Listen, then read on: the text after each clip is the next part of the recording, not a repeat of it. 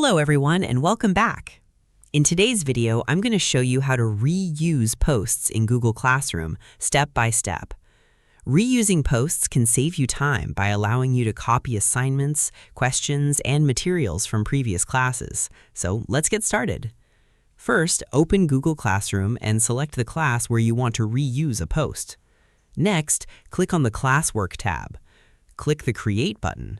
From the drop-down menu, select Reuse Post. A list of your classes will appear.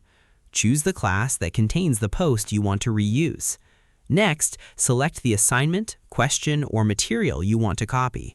If you like, check the option to create new copies of attachments. Then click Reuse. The post will be added as a draft to your current class. You can make any edits before publishing it. Once you're ready, click Assign, Post, or Save, depending on the type of content. And that's it. You've successfully reused a post in Google Classroom. Thanks for watching this video. If you found this tutorial helpful, don't forget to like, subscribe, and turn on notifications for more Google Classroom tutorials and tips.